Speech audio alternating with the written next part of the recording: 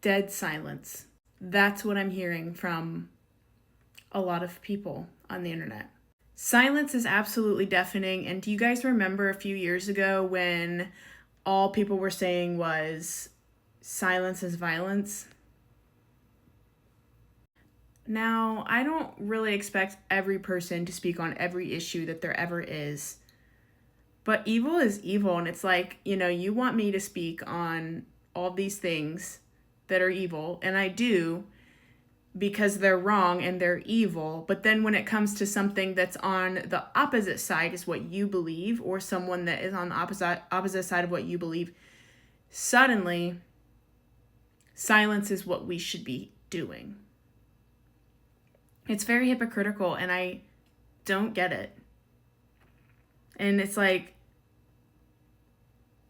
I want there to be justice, and I want to show empathy to people, but I don't want to have toxic empathy and believe lies that are told to me just because you want it to fit your narrative.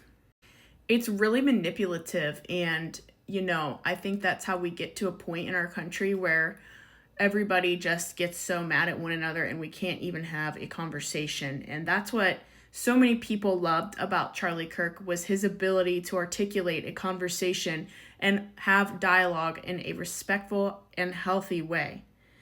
I believe everyone has a right to freedom of speech and freedom of the press and freedom of religion and the right to protest.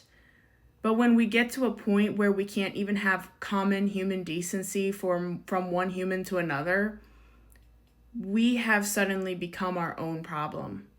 And we are the ones that need to look within our hearts and repent and get right with God. Because if we are just not abiding by human decency and we don't have some sort of moral compass, I highly recommend the Bible for that, then we're just going to keep seeing horrible, heinous things happen, like things happening in schools and people being unalived at rallies, and our presidential nominees being